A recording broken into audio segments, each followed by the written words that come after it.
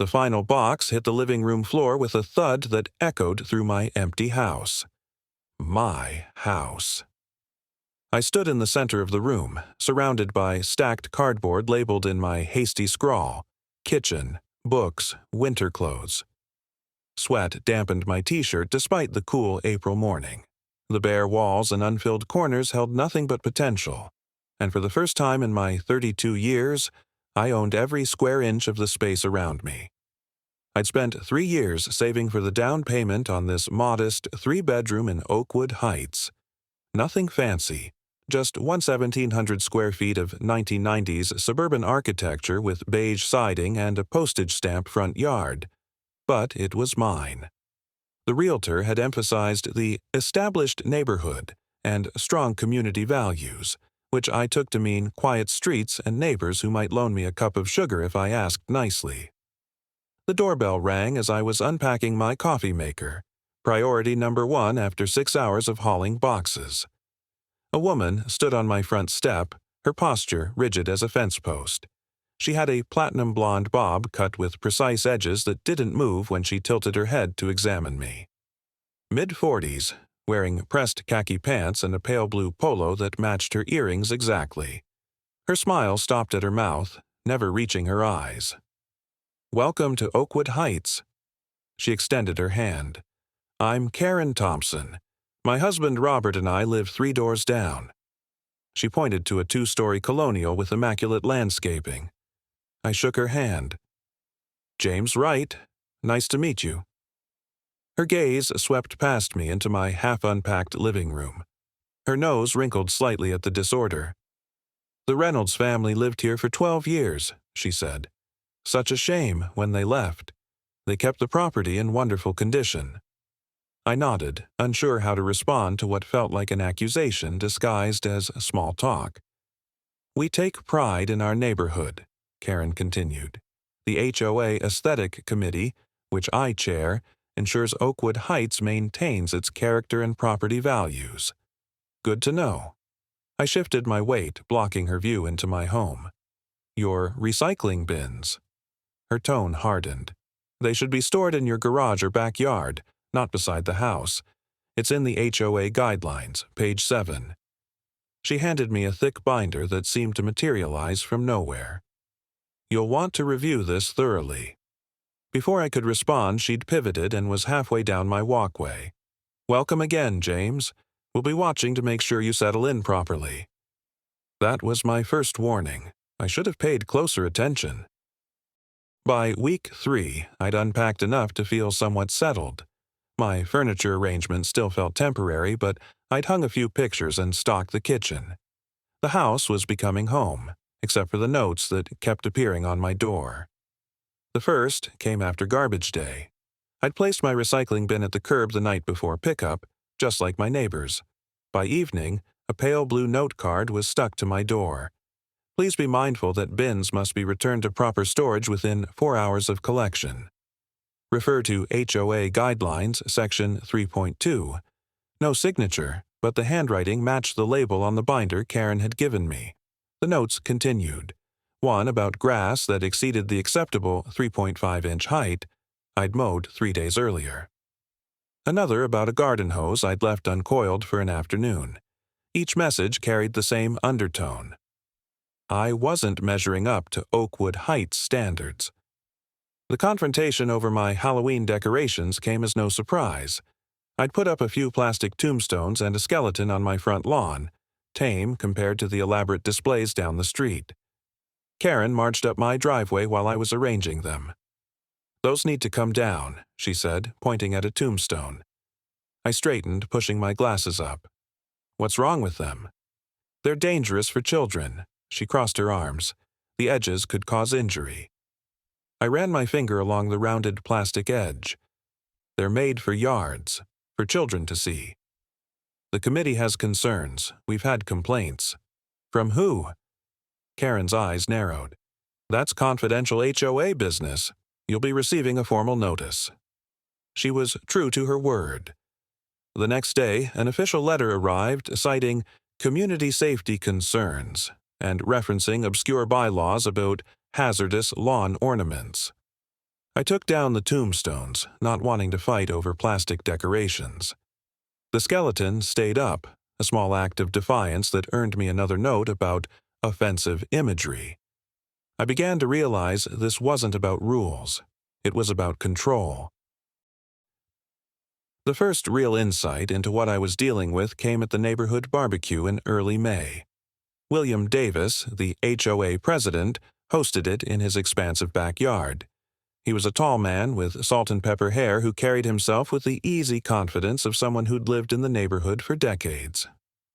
"Glad you could make it, James," he said, handing me a beer. "Getting settled in all right?" "For the most part." I took a sip, debating whether to mention the notes. "But," William prompted, reading my hesitation. "Is it normal to get weekly reminders about HOA violations?" I asked. "Especially when they're not actually violations?" William's expression shifted. "Ah, you've met Karen." "Hard not to.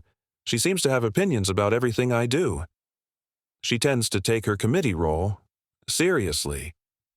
He chose his words carefully, glancing around to make sure we weren't overheard. Across the yard, Karen stood with a small group of women, a glass of white wine in her hand. As if sensing our attention, she turned, her gaze landing directly on me. Even from 30 feet away, I felt the weight of her disapproval. "She's watching my house," I said, more to myself than William. "What makes you say that?" "She knows when my garbage bins come in. She knows when I water my lawn. She left a note about my front porch light being too bright at 11:30 at night." William sighed. "Karen has certain expectations for the neighborhood. You're not the first new resident she's taken an interest in." "Interest?" I laughed. "Is that what we're calling it?"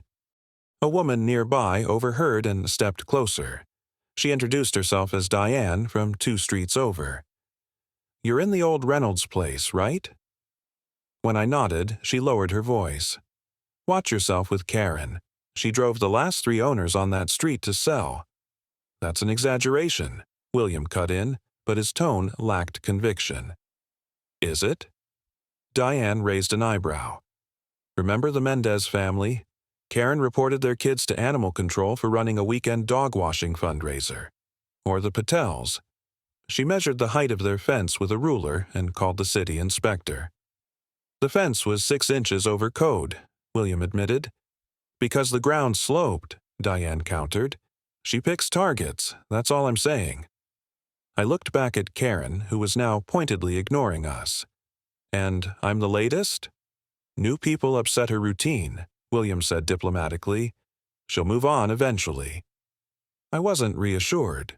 Throughout the rest of the barbecue, I caught Karen watching me whenever she thought I wasn't looking.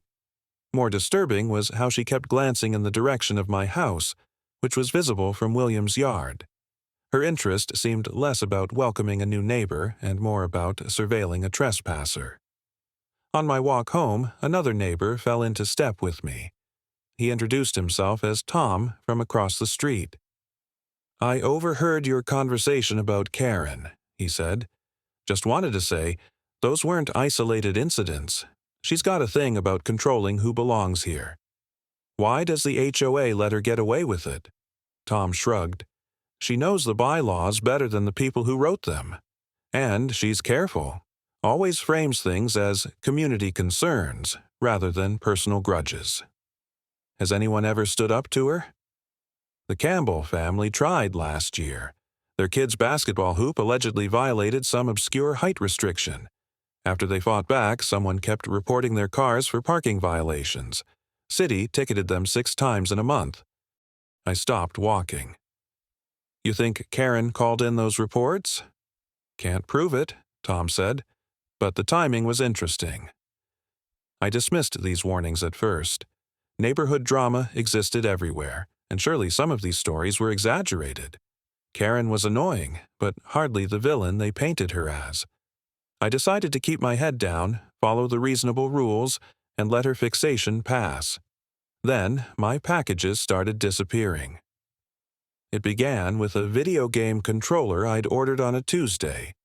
Amazon sent a delivery confirmation with a photo of the package on my porch at 2:43 p.m. When I got home at 6:15, nothing was there. I searched the bushes, checked with adjacent neighbors, even looked in my recycling bin thinking the driver might have hidden it. Nothing. I contacted Amazon, which promised a replacement. When that one vanished too, I started to wonder if I had a larger problem. The following week, 2 more packages disappeared. A set of kitchen towels and a doorbell with a built-in camera that I'd ordered specifically to catch whoever was taking my stuff. The irony wasn't lost on me. After the 4th missing delivery, I sat at my kitchen table with a notepad, piecing together the pattern. All packages vanished between delivery confirmation and my return from work. All disappeared from my front porch, which was partly obscured from the street by a decorative maple tree. All had been relatively small, easy for someone to grab quickly. Each delivery service insisted the packages had been delivered. One had clear photos showing them on my porch. Nobody had requested signature confirmation or reported problems. These weren't delivery errors. Someone was physically taking packages from my property. The day after my 4th missing package, I pulled into my driveway to see Karen standing at the edge of my lawn, frowning at my freshly mowed grass. When she spotted me, she didn't even pretend she had a reason to be there. She simply turned and walked back to her house, her platinum bob gleaming in the late afternoon sun. That's when the pieces clicked together. The constant monitoring, the arbitrary complaints, the warnings from neighbors about her targeting people she disliked. And now, my missing packages. I sat in my car, watching Karen's front door close behind her, and felt a cold certainty settle in my gut. My new neighborhood had welcomed me with open arms, except for Karen Thompson, who seemed determined to make my life difficult enough that I'd consider leaving. Instead of discouraging me, the realization sparked something else. Determination. If Karen wanted to play neighborhood watchdog, she was about to discover I could watch back. I stood in my front yard, staring at the wreckage that had been my garden bed. 6 freshly planted hydrangeas, gone.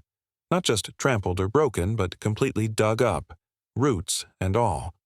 Dirt lay scattered across the mulch like someone had clawed at the earth with bare hands. Only empty holes remained, dark pockets in the morning light that seemed to mock my weekend of careful gardening. The plants had cost nearly $200. I'd spent a Saturday positioning each one just right, measuring the spacing twice before digging. Blue, flowering hydrangeas that would have brightened the front of the house all summer, now gone between midnight and 6 a.m. I crouched down and ran my fingers through the loose soil. Whoever did this hadn't used proper tools.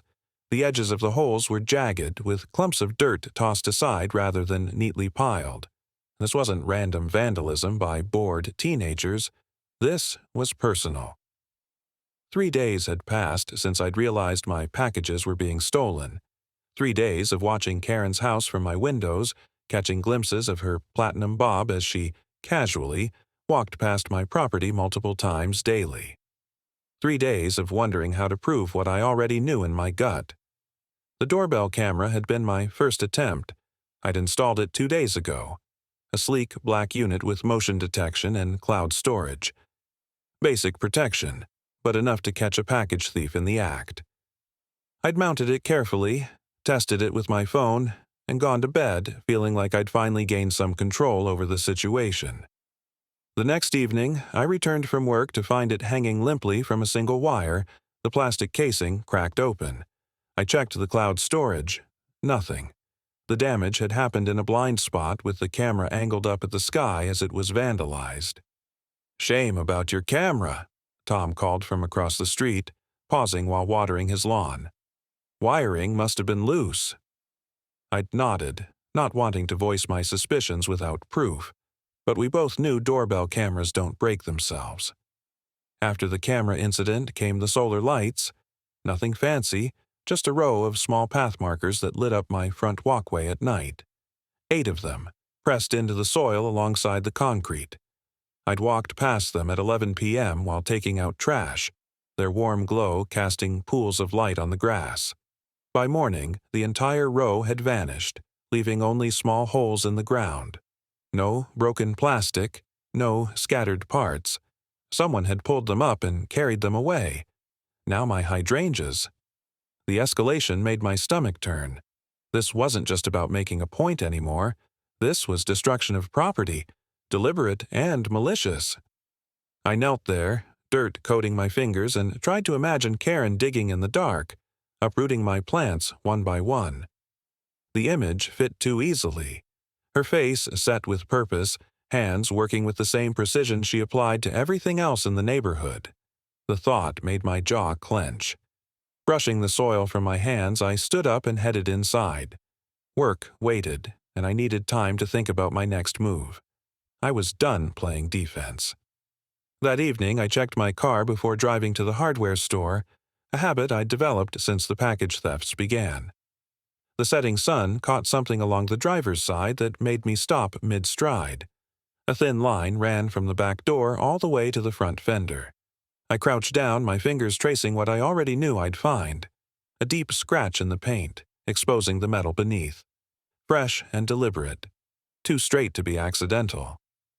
Checking your tire pressure? I turned to find Ellen, the retired teacher who lived next door, walking her terrier. The dog tugged toward me, tail wagging. "Someone scratched my car," I said, trying to keep the anger from my voice. Ellen's friendly expression tightened. "I saw Karen out here last night, walking back and forth on the sidewalk, looking at your car. Said something about improper parking, though your car's in your own driveway." She shook her head. "I didn't think much of it at the time. She's always finding problems where there aren't any." The confirmation didn't surprise me, but hearing it still sent heat crawling up my neck. "Thanks for telling me." Ellen hesitated, then added, "She's done this before, you know. Not the car scratching. Can't say for sure that was her. But the complaints, the watching. The Reynolds put up with it for years before they sold." I nodded, pieces falling into place. The Reynolds, the family Karen had mentioned on my first day, the ones who'd kept the property in wonderful condition. They hadn't moved because they wanted to. They'd been driven out. "I'm not selling," I said, more to myself than to Ellen. "Good." She smiled, a small act of solidarity. "This neighborhood needs fewer Karens, not fewer Jameses." After she walked away, I stood in my driveway staring at my damaged car, making mental calculations. A new paint job would cost hundreds. The plants, the doorbell camera, the solar lights, the financial toll was adding up, but the emotional cost weighed heavier. The constant vigilance, the feeling of being watched, the knowledge that my property wasn't safe even on my own land. I wasn't just angry, I was tired. Tired of wondering what would disappear next. Tired of looking over my shoulder in my own home. The hardware store trip turned into something more purposeful than I'd originally planned. I walked past aisles of replacement solar lights and doorbell cameras, heading instead to the home security section. A young employee with a name tag reading Tyler approached as I studied the display models. "Need help finding something?" he asked. "I need cameras. Multiple cameras, ones that aren't obvious." Tyler's eyebrows rose slightly, but he didn't ask questions. Instead, he led me to a display of security equipment that ranged from basic to what looked like professional-grade surveillance. "These are our covert options," he said, pointing to a section of cameras disguised as everyday objects. "Bird feeders, rocks, even this garden gnome has a lens in the hat." I examined each option, mentally mapping my front yard. How do they handle night recording? These models all have infrared. Motion-activated, wireless, weather-resistant. They connect to your phone so you can watch live or check recordings later. I picked up a small camera hidden in what looked like an ordinary rock, turning it over in my hands. "How many would you recommend for a standard front yard?" Tyler considered the question. 3 gives you good coverage without overlapping too much. 1 for the porch, 1 for the driveway, and 1 for any side areas. I left the store with 4 cameras. The rock, a bird feeder mounted on a stake, and 2 smaller units designed to be hidden in existing fixtures, plus a new doorbell camera as obvious bait. The total came to just under $800, more than I'd planned to spend, but less than it would cost to keep replacing damaged property. Back home, I spread everything across my kitchen table and downloaded the security app.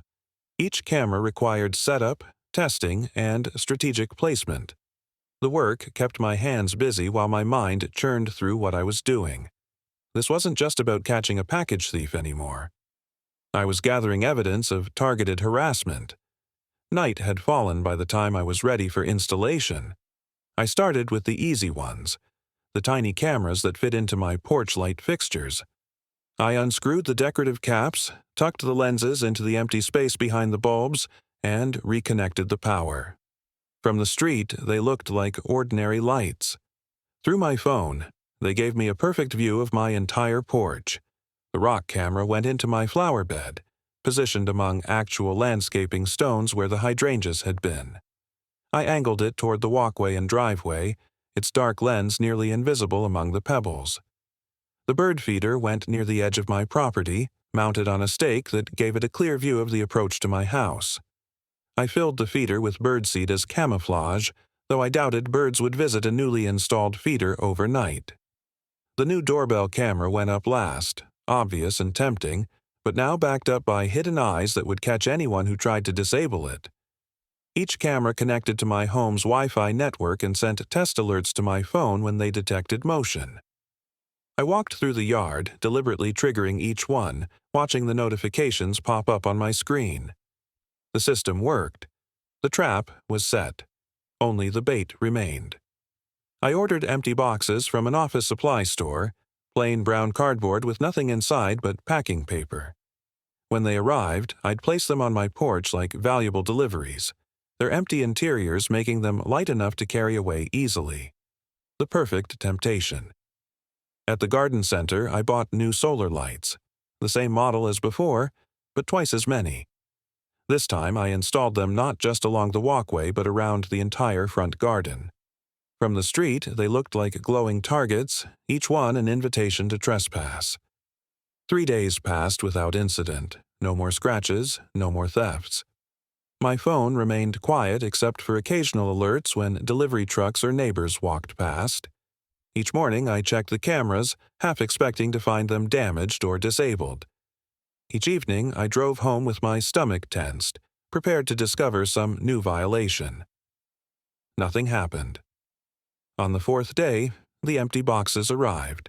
I placed 2 on my porch, arranged to look like typical deliveries. One bore an Amazon logo I'd printed and taped on, the other had a FedEx shipping label addressed to me. I positioned them within view of 3 separate cameras and waited. That night, I sat at my kitchen table with my laptop open, security feeds tiled across the screen. The yard looked peaceful, solar lights casting small pools of brightness along the walkway. The empty packages waited on the porch, untouched.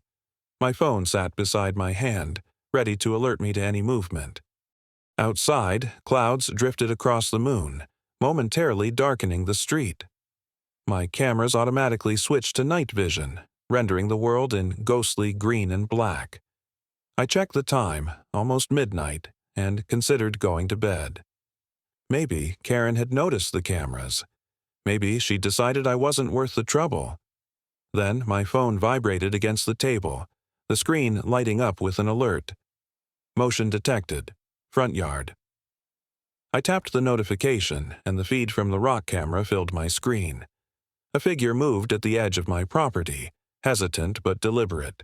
I recognized the stiff posture immediately. Karen had taken the bait. Chapter 3. The light from my phone screen filled the darkened kitchen.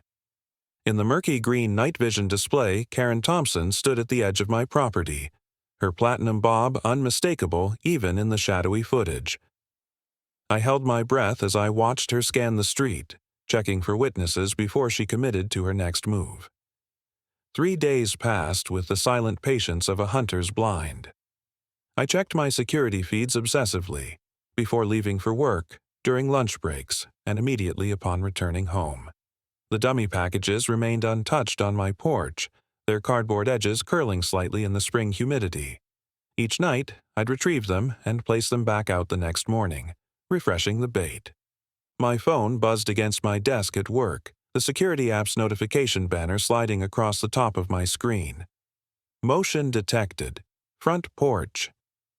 I'd received dozens of these alerts over the past 3 days. Mail carriers, a lost dog, neighborhood kids cutting across lawns. But something about this one made my pulse quicken. I tapped the notification, minimizing the spreadsheet I'd been working on. The app loaded, connecting to my home network. The live feed appeared, crystal clear in the afternoon sunlight.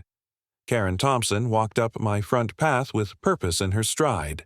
She wore gardening gloves and carried a small tote bag over one arm, the picture of suburban innocence.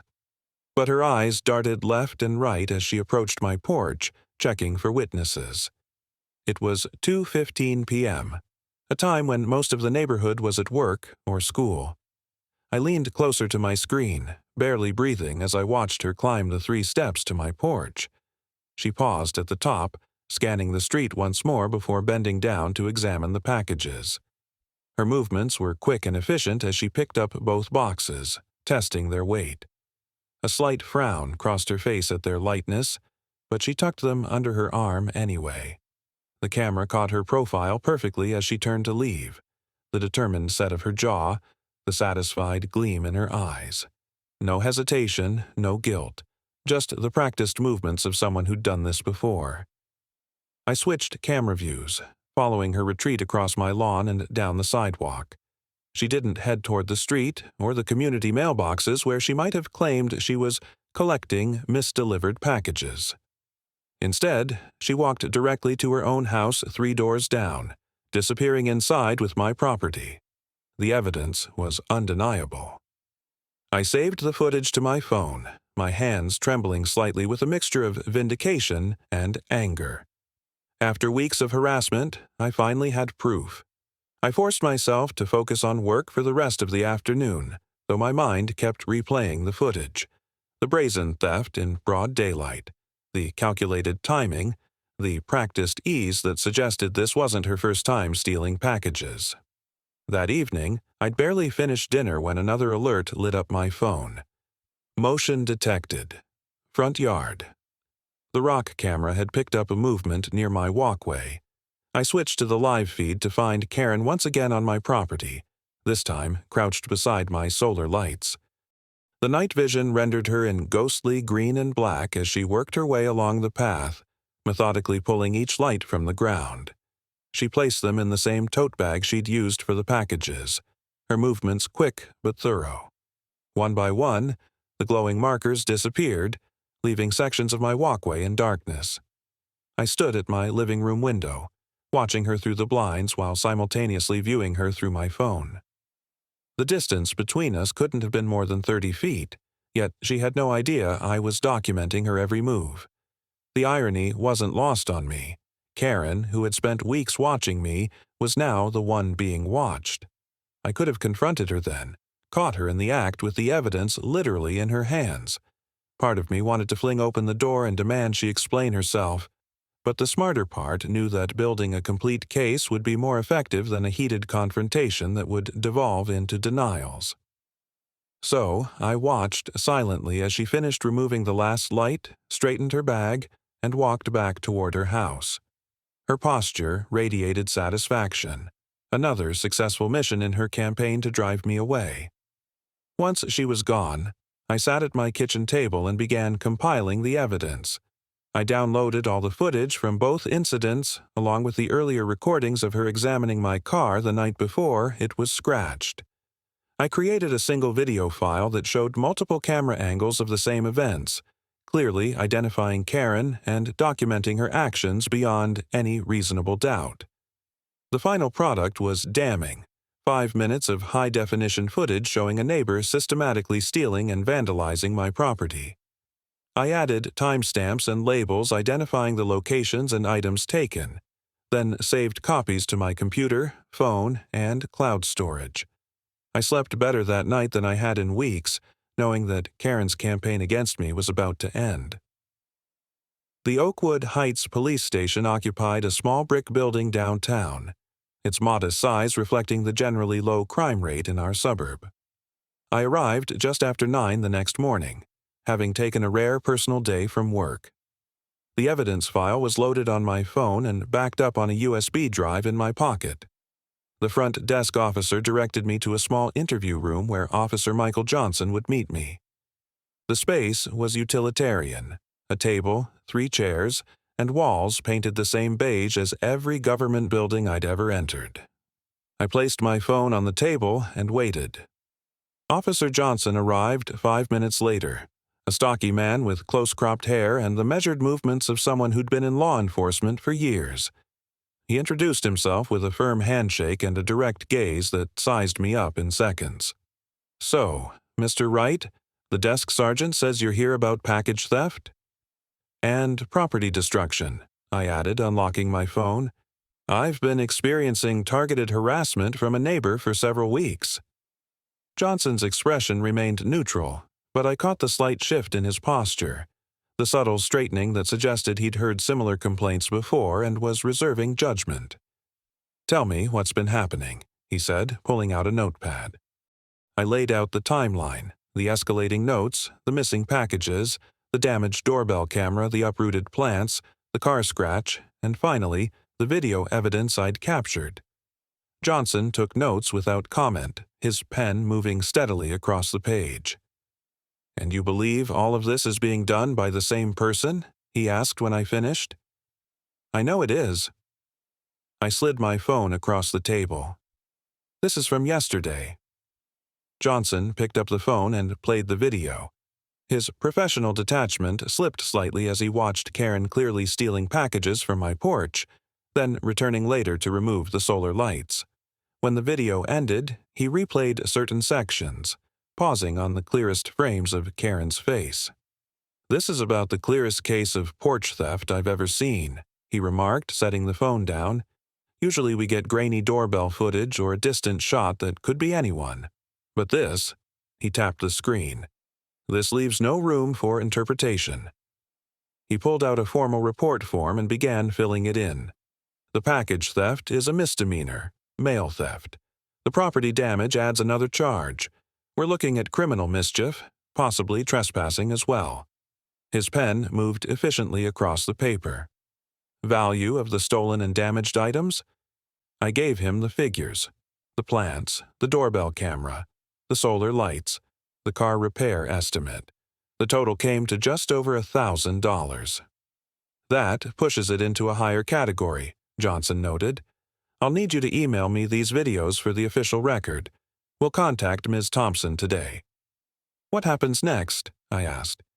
"She'll be issued a citation to appear in court. Given the evidence, she'll likely be offered a plea deal: probation, restitution for damages, possibly community service." He looked up from his paperwork. "But that's just the legal side. You mentioned this is your neighbor?" I nodded. "These situations can get complicated when people live near each other. Have you considered talking to your HOA as well? They often have bylaws about resident behavior." "That's my next stop," I said. Johnson handed me his card with an email address highlighted. "Send the videos here. If she retaliates after we contact her, call me directly." As I left the police station, I felt a weight lifting. For weeks I'd been on the defensive, reacting to Karen's attacks. Now I was finally taking control of the situation. William Davis answered his door in khaki shorts and a polo shirt, weekend casual that still managed to look put together. Recognition flickered across his face as he saw me standing on his porch. "James," he said, surprise evident in his tone. "Everything all right?" "I need to talk to you about Karen Thompson," I replied, as HOA president. Something in my expression must have conveyed the seriousness of the matter, because William immediately stepped back and gestured me inside. "Come in, we can talk in my office." He led me through a tastefully decorated living room to a small home office overlooking the backyard. Bookshelves lined one wall, while framed neighborhood planning maps hung on another, the domain of someone who took his community responsibilities seriously. "What's happened?" William asked as we sat down. I placed my phone on his desk. I've been documenting Karen's behavior for the past few weeks. Yesterday, I caught her stealing packages from my porch and removing solar lights from my yard. I've already filed a police report, but I wanted to bring this to the HOA as well. William's expression tightened. You have proof? See for yourself. He watched the video with growing concern, his frown deepening as the footage played. When it ended, he sat back in his chair, fingers steepled beneath his chin. This is troubling, he said finally. Far beyond the usual neighborhood disputes we handle. It's not a dispute, I corrected. It's harassment. And, from what I've heard, I'm not the first person she's targeted. William sighed, a sound heavy with resignation. No, you're not. But this is the first time someone's brought forward concrete evidence. He tapped his fingers against the desk. As a committee chair, Karen is held to a higher standard under our bylaws. Section 8.3 specifically addresses conduct unbecoming of community representatives. I'd like to file a formal complaint, I said, pulling out a printed document I'd prepared that morning. This details the pattern of harassment, with dates and descriptions of each incident. The video evidence is referenced and can be provided to the board. William took the papers, scanning the first page. This is very thorough. I've learned to document everything. He nodded slowly. I'll call an emergency board meeting for tomorrow evening. This needs to be addressed immediately. He looked up from the papers. Would you be willing to attend and present this evidence directly to the board? Absolutely. Good. William stood, signaling the end of our meeting. I'll email you the details once I've confirmed with the other members. As I walked back to my car, I noticed Karen's husband Robert in their driveway washing their SUV. He glanced up as I passed, his expression unreadable.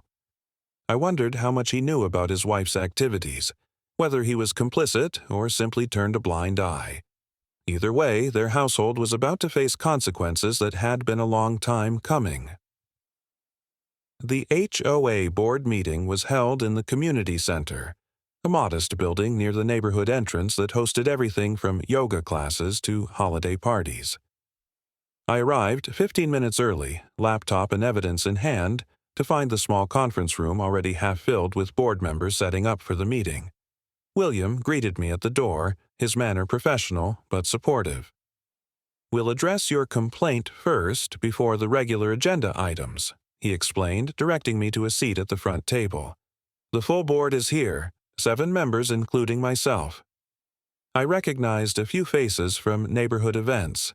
Diane, who had warned me about Karen at the barbecue, an older man named Gerald who walked his golden retriever past my house each morning, and a woman whose name I couldn't recall but who lived on the corner near the community mailboxes. Is Karen coming? I asked quietly. William shook his head. Not for this portion. We'll hear your evidence first, then deliberate. If we decide to take action, she'll be notified separately. At exactly 7:01 p.m., William called the meeting to order. The secretary, a thin woman with glasses perched on the end of her nose, read the minutes from the previous meeting before William introduced the special agenda item. We're addressing a formal complaint against Karen Thompson, chair of the Aesthetic Committee, filed by James Wright, William announced. Mr. Wright has provided documentation and video evidence of alleged violations of our community standards and possibly criminal behavior.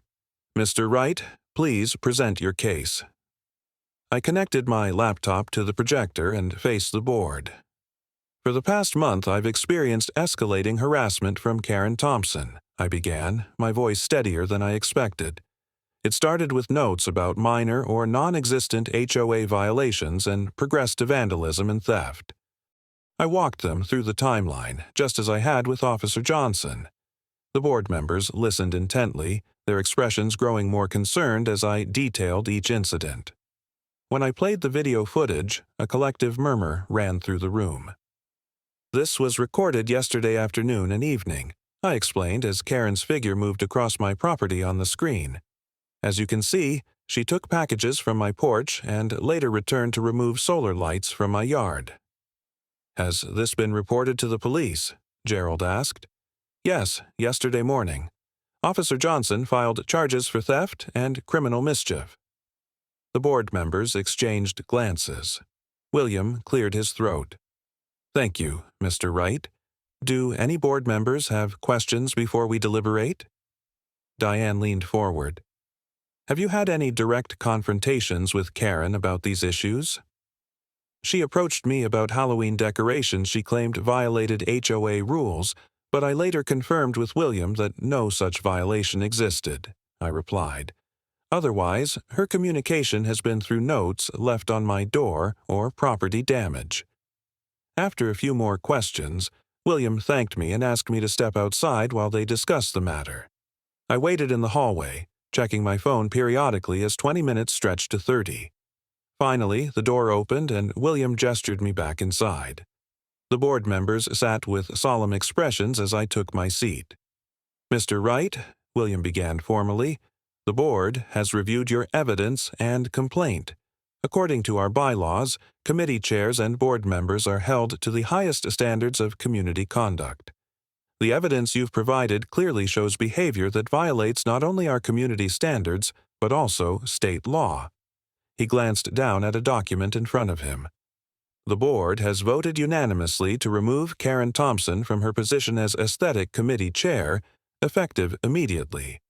Additionally, we are imposing a fine of $500 for violations of Sections 2.1, 4.3, and 8.3 of our community bylaws, which address resident conduct, property respect, and committee member responsibilities. Relief washed over me. After weeks of feeling powerless against Karen's campaign, justice was finally being served. We'll notify Ms. Thompson of this decision tonight, William continued. The board would also like to formally apologize for your experience as a new resident. This behavior does not represent the community values of Oakwood Heights. The other board members nodded in agreement. Diane added, We appreciate you bringing this to our attention with such thorough documentation. It can't have been easy being targeted this way. As the meeting transitioned to regular business, I packed up my laptop and prepared to leave. William walked me to the door. The police will handle the legal side of things, he said quietly. But I wanted you to know that the board takes this very seriously. No one should feel unsafe or unwelcome in their own home. I nodded, grateful for the validation after weeks of doubt and frustration. Thank you for listening. Of course.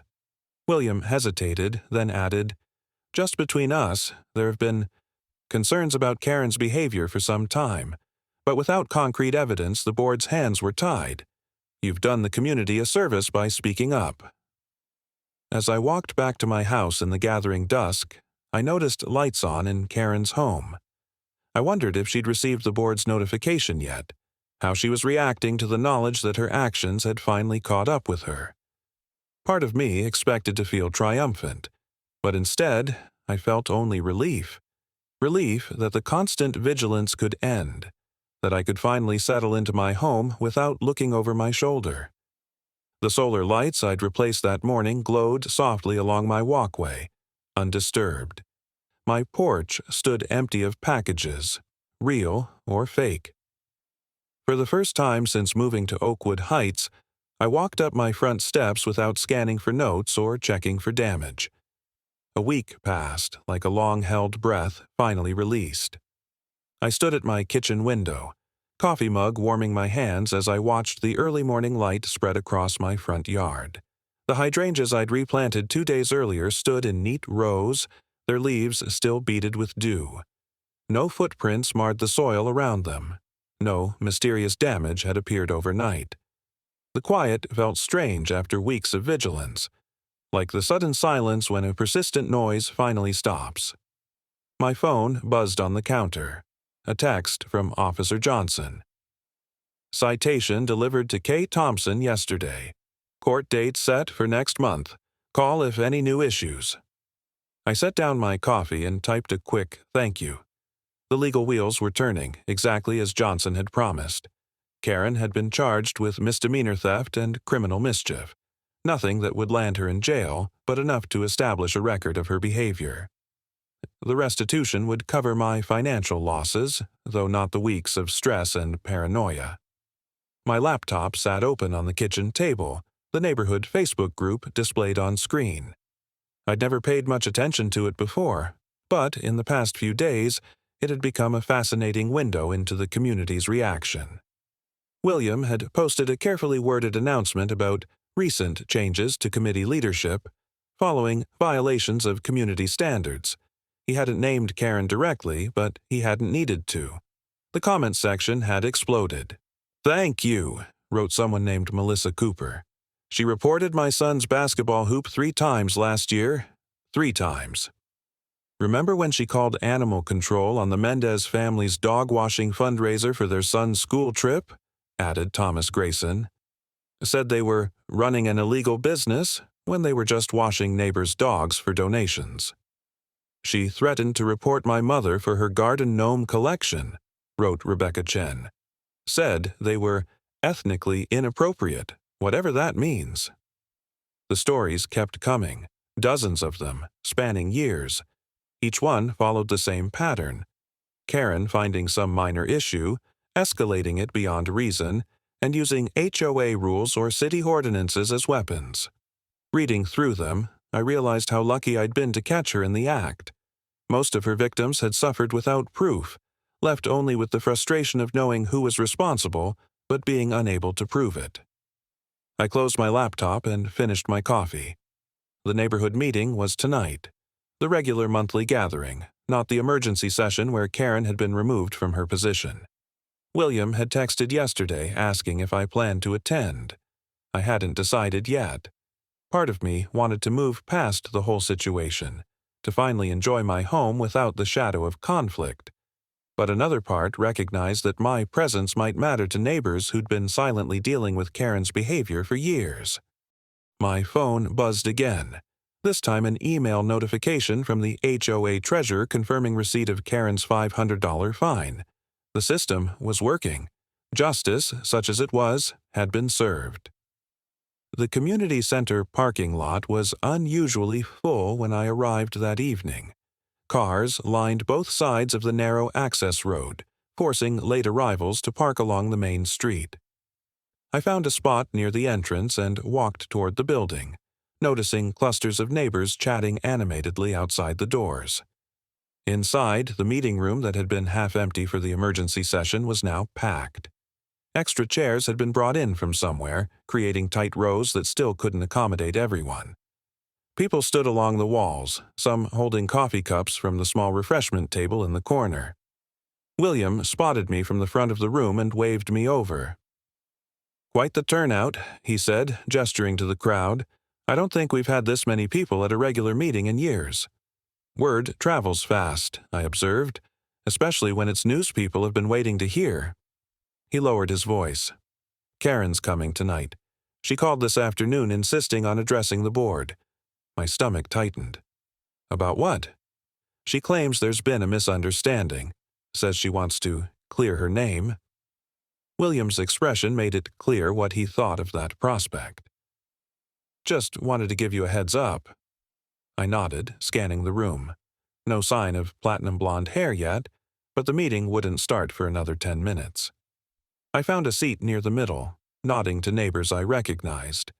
Several people I'd never spoken to smiled or waved, a strange new friendliness that felt both welcome and slightly uncomfortable.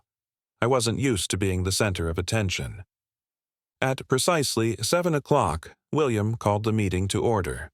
The room quieted as he went through the standard opening procedures, minutes from the previous meeting, treasurer's report, updates on ongoing projects. The routine business felt surreal against the electric anticipation in the room. Everyone was waiting for the confrontation they knew was coming.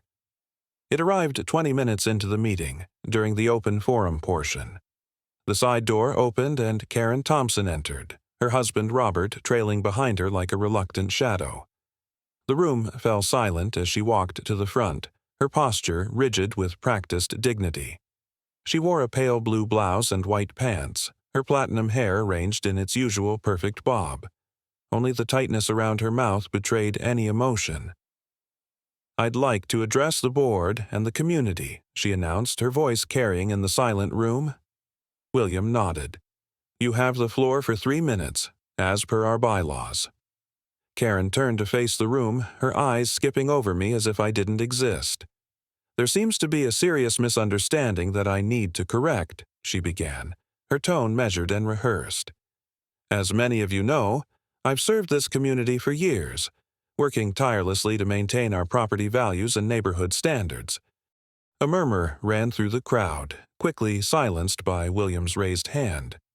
"The recent accusations against me are based on a misinterpretation of my actions," Karen continued. "I was simply checking on packages that appeared to have been left unattended for too long, a courtesy I've extended to many neighbors when deliveries sit out during work hours. As for the solar lights, they were placed improperly close to the sidewalk, creating a tripping hazard that I intended to bring to the homeowner's attention." The absurdity of her explanation hung in the air. No one spoke, but the collective disbelief was palpable. I glanced around the room, catching expressions that ranged from outright skepticism to barely suppressed anger. "I've always acted with the community's best interests at heart," Karen pressed on, her voice taking on a hint of indignation. "It's unfortunate that my intentions have been so grossly misunderstood. I hope the board will reconsider its hasty decision once the full context is clear." William waited a beat to ensure she had finished. "Thank you for your statement, Ms. Thompson. Is there anything else you'd like to add before your time concludes?" Karen's eyes narrowed slightly at his formal address. No longer Karen, but Ms. Thompson, a small but telling shift in status. "Only that I expect a formal apology once this matter is properly investigated." A snort of disbelief came from somewhere in the back of the room. Karen's head snapped toward the sound, but she couldn't identify the source in the crowded space. "Your time is up," William said calmly. "The board has reviewed the evidence, including video footage that clearly shows you removing packages and property from Mr. Wright's residence. Our decision stands." Karen's composure slipped for a moment, her face flushing. "Video footage can be misleading, without context. I was—" "Ms. Thompson," William interrupted, his tone firmer now. "The board's decision is final. The police have also reviewed the same evidence and found it sufficient to issue a citation. This matter is closed from the HOA's perspective." For a moment, Karen stood frozen, the reality of her situation finally sinking in.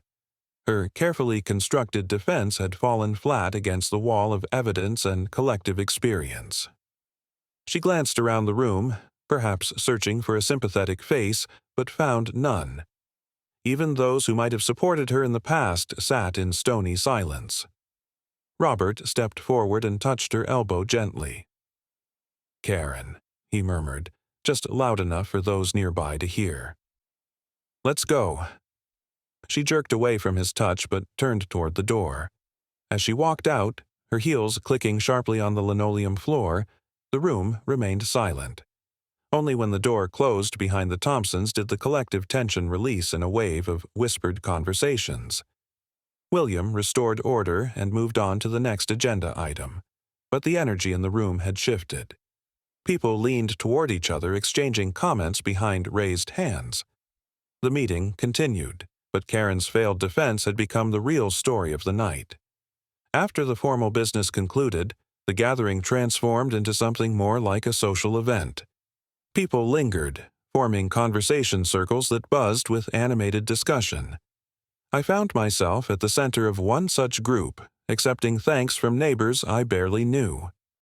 "My daughter's graduation party last summer, Karen called the police claiming we were violating noise ordinances at 7 p.m., said a woman who introduced herself as Monica. "They showed up and found 30 people eating cake in the backyard. The officer was so embarrassed. She reported my fence for being 6 inches too tall," added a man named David. "Cost me $350 for a variance application." The stories continued, each one reinforcing what I'd already learned. Karen's behavior hadn't been isolated to me. She'd been systematically targeting neighbors for years, using rules and regulations as weapons in some personal campaign for control.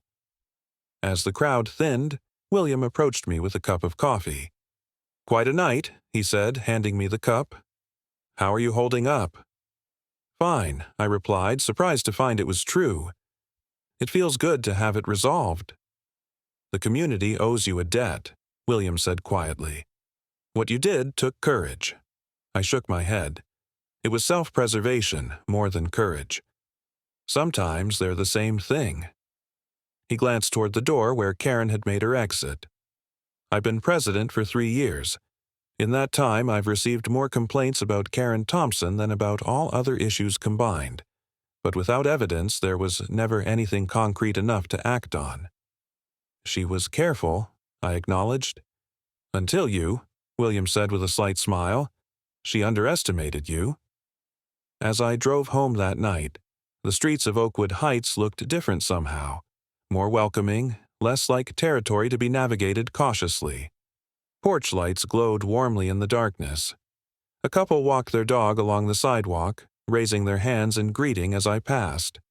For the first time since moving in, I felt like I belonged here. The next few days brought a steady stream of messages, emails, texts, even handwritten notes left in my mailbox. Neighbors I'd never met reached out to express their gratitude, often sharing their own stories of encounters with Karen. Some apologized for not warning me more explicitly when I first moved in. Others invited me to dinner or offered help with yard work as a thank you. The neighborhood Facebook group had transformed as well, where it had once been primarily a bulletin board for lost pets and service recommendations. It now buzzed with plans for community events. Someone suggested a block party for the upcoming Memorial Day weekend. Another proposed reviving the neighborhood garden club that had disbanded years earlier. A third organized a weekend cleanup of the small park at the center of the development. The common thread in all these initiatives was a sense of reclamation, as if the neighborhood was collectively emerging from a long winter into unexpected spring. Without Karen's looming presence, people seemed eager to reconnect, to rebuild the community bonds that had frayed under her watch. I participated where I could, accepting invitations and offering help with planned events. But mostly, I enjoyed the simple pleasure of living in my home without constant vigilance. I planted more flowers. I left packages on my porch without worry. I waved to neighbors without wondering if they were cataloging my violations. A week after the meeting, I was mowing my lawn when a delivery truck pulled up to the Thompson house. 2 men unloaded stacks of flattened cardboard boxes and carried them to the front door. Robert signed for the delivery, glancing up and down the street as he did so. Our eyes met briefly before he hurried back inside, the boxes tucked under his arm. The next day, Ellen stopped by as I was checking my mailbox. Her terrier strained at the leash, eager to continue their walk. "Moving boxes," she said without preamble, "at the Thompsons. Kathy across the street says they've listed the house. Not officially on the market yet, but her daughter works for the real estate company." "Really?" I tried to sound merely curious rather than satisfied. Ellen nodded, her expression caught between disapproval and gossip. "Karen's telling people the neighborhood isn't what it used to be. Can you imagine? After everything she's done." I could imagine, actually. Karen struck me as someone who would rewrite reality rather than admit fault, who would cast herself as the victim rather than acknowledge her own actions. In her version of events, she was probably the one being driven out by unreasonable neighbors, not facing the consequences of years of harassment. "Do you know where they're going?" I asked. Ellen shrugged. "Some gated community across town, according to Kathy. The kind with private security and even stricter rules." She shook her head. "Poor souls won't know what hit them." I felt a momentary pang of sympathy for Karen's future neighbors, but it passed quickly. Perhaps a community with stronger enforcement would keep her behavior in check. Or perhaps the experience of being caught and held accountable would change her approach. Either way, it wasn't my concern anymore. "Well," I said, closing my mailbox, "I hope they find what they're looking for." Ellen smiled knowingly. "And I hope we find a neighbor half as decent as you to take their place." As she continued her walk, I stood in my driveway looking at the Thompson house. The curtains were drawn, as they had been since the meeting. No sign of Karen, though Robert's car came and went on its usual schedule. The property looked exactly as it always had: meticulously maintained lawn, precisely trimmed hedges, not a weed or stray leaf in sight. Perfect on the surface, just as Karen had demanded of everyone else.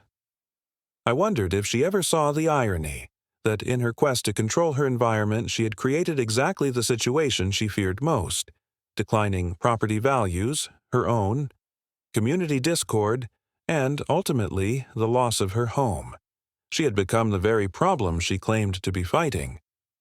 The next HOA meeting drew an even larger crowd than the previous one. The community center's meeting room couldn't accommodate everyone, so William moved the gathering to the adjacent multipurpose room, setting up rows of folding chairs that filled quickly. Karen and Robert were notably absent. No one mentioned them directly, but their empty seats spoke volumes. The meeting proceeded with an energy I suspected was unusual for HOA gatherings. People volunteered for committees, offered to help with projects, and engaged enthusiastically with every agenda item. When William opened the floor for new business, a woman I recognized as Monica from the previous meeting stood up. "I'd like to propose we restart the summer block parties," she said. "We used to have them years ago before—" She didn't finish the sentence, but she didn't need to. Everyone understood the unspoken "before Karen." The suggestion was met with immediate approval. Others built on the idea, expanding it to include a community yard sale, children's activities, and contributions from local businesses. Within minutes, a committee had formed to handle the planning, with Monica as the chair. "Any other new business?" William asked, clearly pleased by the positive turn. A man in the back raised his hand. "I move that we formally thank James Wright for his service to the community," he said. "What he did took guts, and we've all benefited from it." A murmur of agreement ran through the room. William looked at me, eyebrows raised in question. I gave a small nod, uncomfortable with the attention but recognizing the importance of the moment for the community. "All in favor?" William asked. The response was unanimous, a chorus of eyes that filled the room. Several people turned to smile at me or offer thumbs-up gestures. I nodded my thanks, feeling both embarrassed and oddly moved by the recognition. After the meeting, people lingered again, breaking into conversation groups that buzzed with plans and ideas. I found myself drawn into discussions about the block party, the community garden, and a proposed neighborhood watch program that would focus on actual safety rather than policing minor infractions. As I was leaving, William caught up with me in the parking lot. "The energy tonight was incredible," he said.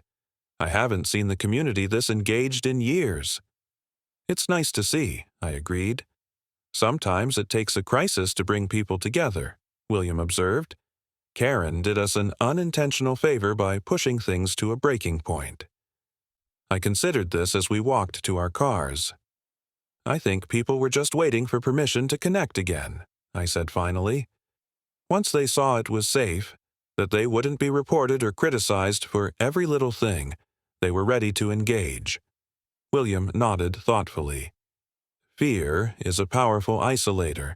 Remove it, and community naturally follows." He unlocked his car, then paused. "By the way, the "For Sale" sign goes up at the Thompson house tomorrow. Kathy's daughter is the listing agent." "So I heard," I replied. "Any word on when they're actually moving?" "End of the month, according to Robert. He's been handling all the arrangements." William's expression softened slightly. "He stopped by yesterday to apologize. Said he should have done something sooner about Karen's behavior. I think he's been enabling her for so long he forgot he had a choice." I thought about Robert, always in the background, always following Karen's lead. I wondered what their private conversations had been like after her public exposure. Had he finally found his voice, or was the move simply another instance of following her direction?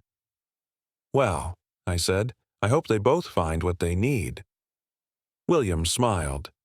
Diplomatically put. He opened his car door. "See you at the block party planning meeting next week?" "I'll be there," I promised. Driving home, I took the long route through the neighborhood, noticing details I'd missed in my weeks of Karen-induced vigilance. The Chen family had planted a vibrant flower garden that spilled cheerfully over their front walkway. The Mendez children had set up a lemonade stand at the corner, complete with hand-painted signs. The Grayson house sported a new basketball hoop, installed at regulation height with a proper backboard. Small acts of self-expression were blooming throughout Oakwood Heights, nothing dramatic or disruptive, just the natural variety that emerges when people feel free to be themselves within a community. It was as if the neighborhood had collectively exhaled, releasing a tension so constant we'd stopped noticing it was there. I pulled into my driveway and sat for a moment, looking at my home. The hydrangeas were thriving, their leaves a rich green against the mulch. The solar lights glowed softly in the gathering dusk. My porch light welcomed me, illuminating the front steps where no passive-aggressive notes waited to be discovered. For the first time since moving in, I felt completely at home in Oakwood Heights. Not because Karen was leaving, though that certainly helped, but because I'd found my place in the community.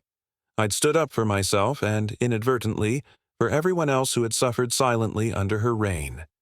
In doing so, I'd helped restore something valuable that had been slowly eroded by fear and control. I got out of my car and walked up my front path, pausing to adjust one of the solar lights that had tilted slightly. The simple act, caring for my property without fear of criticism or retaliation, felt like freedom. Tomorrow, I would check out the community garden plot that William had mentioned was available. The day after, I'd help Monica distribute flyers for the block party. And next weekend, I'd finally finish unpacking those last few boxes in the spare bedroom. I had time now. I had peace. I had neighbors who waved when they walked by and left friendly notes in my mailbox. I had a home that was truly mine, inside and out. I unlocked my front door and stepped inside, leaving the porch light on a little longer than necessary. Its warm glow spilled across the walkway and onto the lawn, a small beacon of welcome in the quiet neighborhood night.